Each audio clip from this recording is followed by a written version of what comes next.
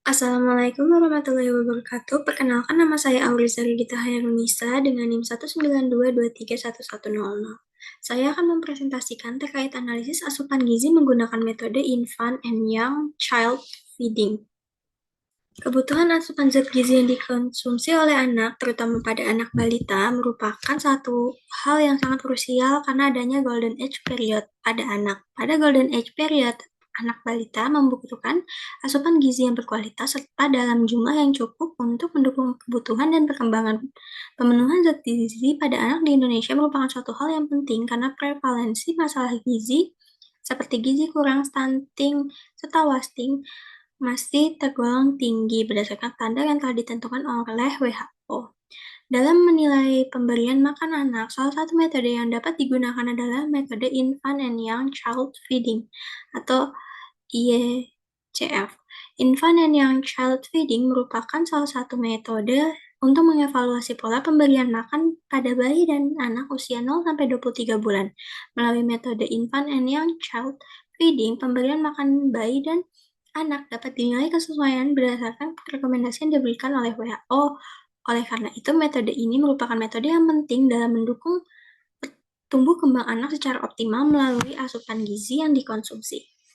Ini merupakan rumusan masalah, tujuan, serta manfaat dari laporan praktikum ini.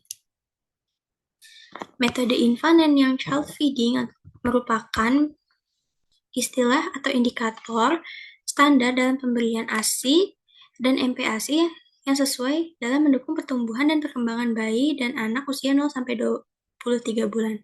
Terdapat beberapa indikator pada metode tersebut, yaitu keragaman pangan atau minimum dietary diversity atau MDD, kemudian frekuensi makan atau frekuensi makan minimal atau minimum meal frequency atau MMF, kemudian ada frekuensi minimal pemberian ASI atau minimum milk feeding, frekuensi for non-breastfeed children atau MMF, dan diet minimal yang dapat diterima atau minimum acceptable diet atau MAD. Kemudian indikator yang pertama ada minimum dietary diversity. Itu merupakan salah satu indikator yang menilai keberagaman pangan yang dikonsumsi oleh bayi atau anak usia 6-23 bulan dalam 24 jam terakhir. Kemudian indikator minimum meal frequency itu merupakan indikator yang menilai pemberian makan pada bayi anak usia 6-23 bulan dalam 24 jam terakhir.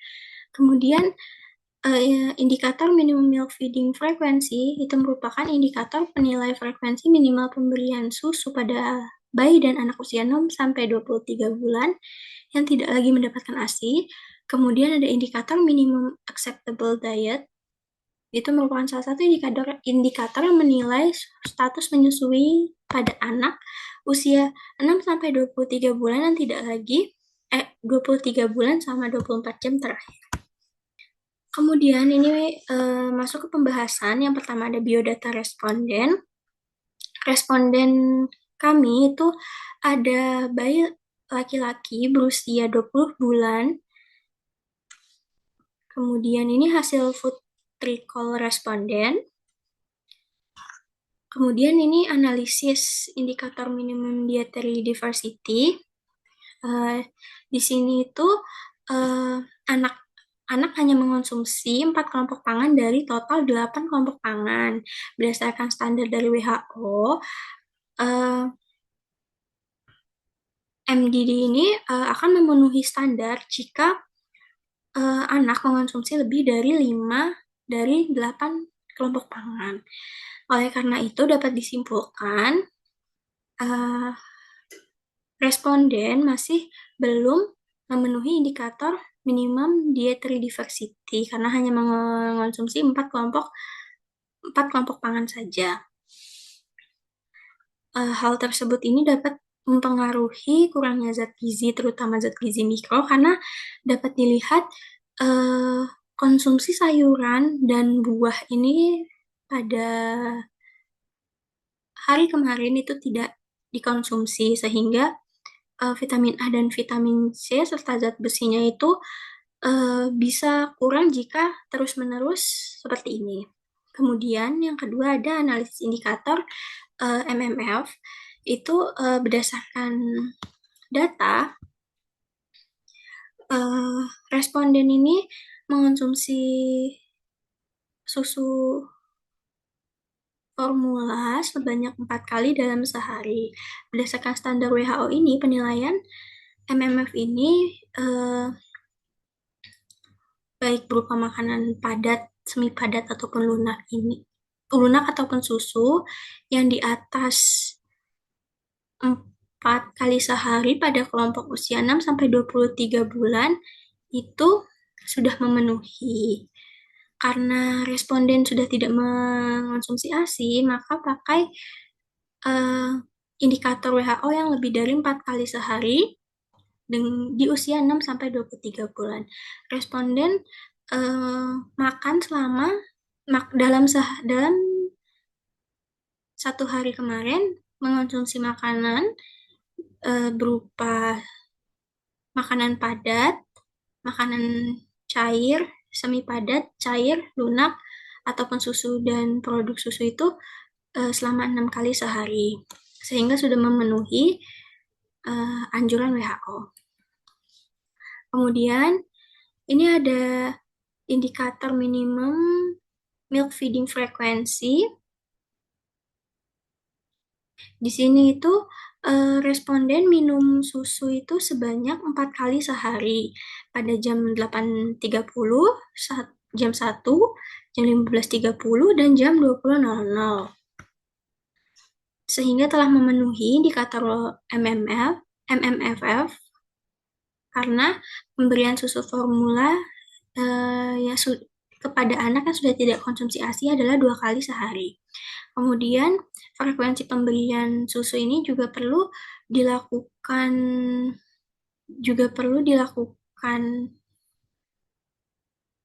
waktunya itu perlu disesuaikan kembali agar anak tidak kehilangan nafsu makannya. Kemudian ada analisis MAD. Di sini responden menggunakan 3 indikator karena responden sudah tidak mengonsumsi ASI, sehingga memakai 3 indikator yaitu MDD, MMF, dan MMFF. Kemudian responden ini belum memenuhi karena pada MMD sendiri responden masih belum memenuhi penilaian MMD karena masih mengonsumsi 4 kelompok pangan saja.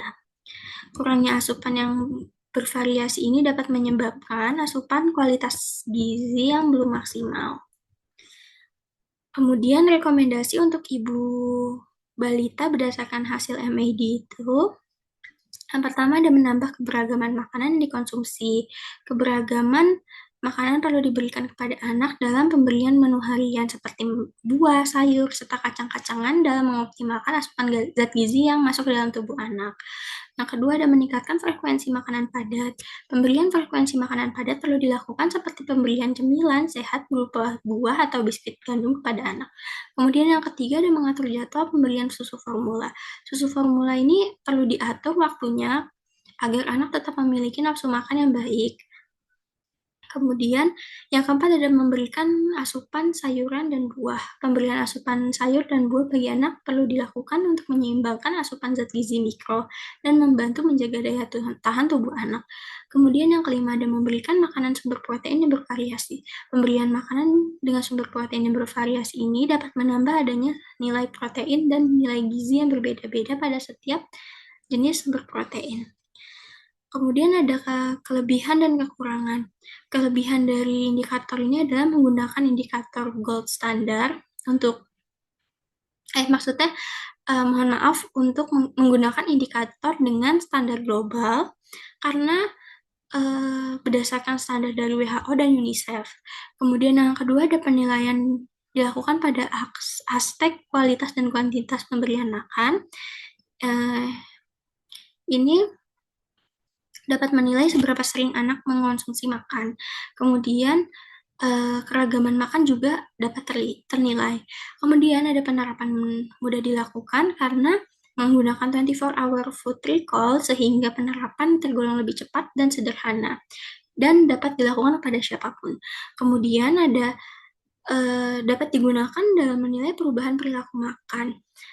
Eh, Menggunakan data 24-hour food recall yang dapat digunakan dalam menilai perubahan perilaku makan yang terjadi.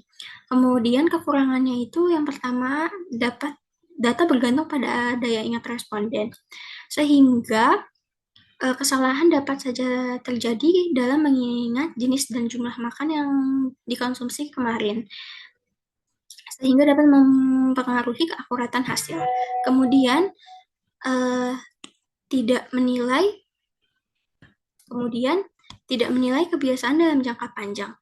Penilaian ini dilakukan hanya dengan metode 24-hour food recall, sehingga pola makan jangka panjang tidak dapat tergambar.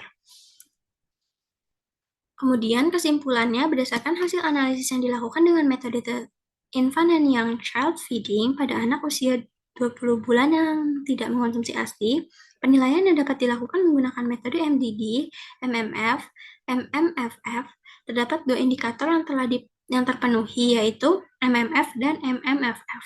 Hal tersebut menandakan kesesuaian frekuensi makan yang dikonsumsi, susu yang sudah sesuai dengan anjuran, namun terdapat satu indikator yang belum terpenuhi, yaitu minimum dietary diversity atau MDD. Responden hanya mengonsumsi 4 kelompok pangan dari 8 kelompok pangan, sehingga keragaman makan masih rendah. Hal tersebut menandakan kualitas asupan makan yang telah tercukupi. Tapi kualitas makan masih perlu peningkatan untuk mencukupi kebutuhan zat gizi lainnya. Penggunaan metode infant and young child feeding dapat membantu menilai pemberian makan pada anak secara menyeluruh melalui frekuensi dan keberagaman pangan. Sarannya, berdasarkan hasil yang dilakukan, peningkatan keragaman pangan perlu ditingkatkan untuk mendukung asupan gizi yang lebih optimal. Selain itu, edukasi terkait pengaturan waktu pemberian susu perlu dilakukan agar tetap memiliki nafsu makan yang baik. Kemudian ini merupakan daftar pustaka yang dipakai. Sekian presentasi dari saya. Mohon maaf apabila ada kesalahan. Wassalamualaikum warahmatullahi wabarakatuh.